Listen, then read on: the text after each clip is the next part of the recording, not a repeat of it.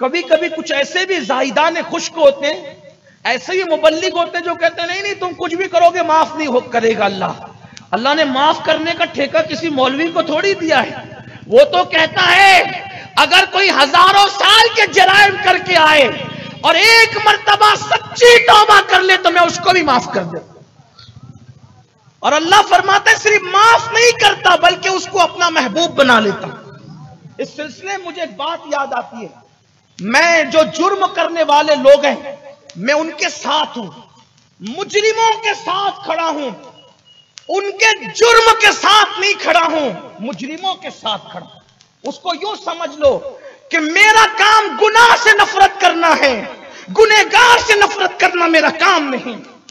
میرا کام مرض سے نفرت کرنا ہے، مریض سے نفرت کرنا میرا کام نہیں۔ میرا کام شراب سے نفرت کرنا ہے، شرابی سے نفرت کرنا میرا کام نہیں۔ اے شراب پینے والے مجرموں، اگر آؤ، اگر تمہیں کھڑے رہنا تو میرے ساتھ آ جاؤ اور میرے ہاتھ پہ ہاتھ دے کر میرے اللہ سے صلح کر لو، اللہ کی بارگاہ میں توبہ کر لو، اللہ مجھے بھی معاف کرے گا، اللہ تمہیں بھی معاف کرے گا۔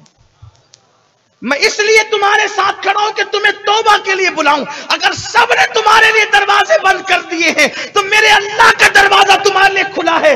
اگر تم توبہ کرو تو ہم تمہارے ساتھ کھڑے ہیں، اور اگر تم توبہ نہیں کرتے تو ہم جان کے دشمن سے زیادہ تم سے دشمنی رکھیں گے، تمہارا بائیکاٹ کریں گے۔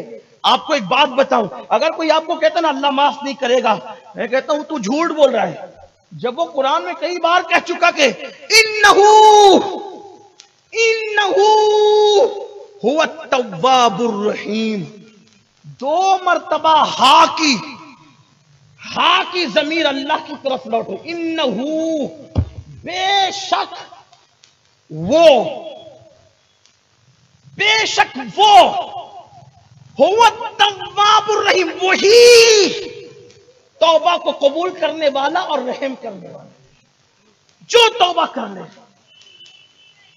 کسی کو کس نے کیا، اچھا کچھ لوگ یہ بھی سوچتے ہیں یار ہم توبہ کریں گے تو صرف سماج ہمیں کیا کہے گا، ہم کہتے ہیں چھوڑ سماج کو، سماج کچھ بھی کہے، اللہ تو کہہ رہا کہ تجھے محبوب بنا لوں گا۔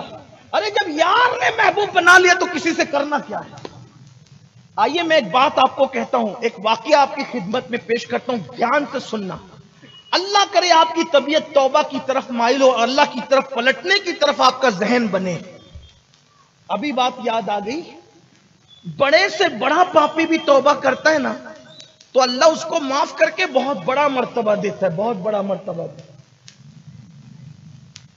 یہ حرام کاروبار پہ بات چلی تو مجھے اچانک ایک بات یاد آئی، حالانکہ میں دوسری حدیث کی طرف بڑھنا چاہتا تھا لیکن میرا دامن دل اس طرف کھنچ رہا ہے کہ میں آپ کو کچھ ہمت دوں کہ توبہ کرو، اللہ کی طرف پلٹو۔ یاد رکھنا جو اللہ کی طرف پلٹتا ہے نا اللہ کی رحمت اس کا استقبال کرتا ہے۔ بلکہ ایک حدیث سن لیجئے، مجرموں گھبراؤ نہیں، اللہ کی طرف آؤ، چھوڑو گناہ چھوڑ کے اللہ کی طرف ہجرت کرو، اللہ کی طرف پلٹو، آؤ اللہ کی طرف۔ اللہ فرماتا ہے میرے بندے جو میری طرف ایک بالشت آتا ہے، بالشت کس کو کہتے ہیں؟ یہ جو اپنے مالیگاؤں کی زبان میں بچے بھی سمجھ جائے، ایک بتا، سمجھے نا، یہ بتا آتا ہے، بچے سمجھ جائیں، کیونکہ میں آپ کے سامنے کوئی علم کی سند لینے نہیں آیا، مدرسوں سے جو لینا تھا لے لیا، صرف آپ کو سمجھانا مقصود ہے، ٹھیک ہے؟ ایک بالشت، ایک بتا، اللہ فرماتا ہے جو میری طرف آتا ہے میں اس کی طرف ایک ہاتھ چل کر جاتا ہوں۔ جو اللہ چلنے پھرنے سے پاک ہے وہ فرما رہا ہے کہ میں اس کی طرف ایک ہاتھ بڑھ کر کے جاتا ہوں، اور فرماتا ہے جو میری طرف چل کر آتا ہے میں اس کی طرف دوڑ کر جاتا ہوں۔ ہے کوئی ایسی رحمت والا، ہے کوئی ایسا پیار والا؟ کیوں اس رب کو چھوڑ کر گناہوں میں زندگی گزار رہے ہو؟ پلٹو اللہ کی طرف۔ بلکہ اللہ فرماتا ہے فَفِرُّوا إِلَى اللَّهِ، گناہوں کو چھوڑ کے دوڑو اللہ کی طرف، اپنا رشتہ اللہ سے مضبوط کرو، اور اس رشتے کو مضبوط کرنے کا اور اس رشتے کی تجدید کرنے کا سب سے بہترین طریقہ ہے توبہ کر کے اللہ کی بارگاہ میں پلٹو۔ جو اللہ کی بارگاہ میں پلٹا ہے اللہ نے اس کو اپنا محبوب بنایا، اس کا وعدہ ہے۔ اللہ فرماتا ہے اللہ تعالیٰ فرماتا ہے ان اللہ یحب التوابین، بے شک اللہ توبہ کرنے والوں کو اپنا محبوب بنا لیتا ہے۔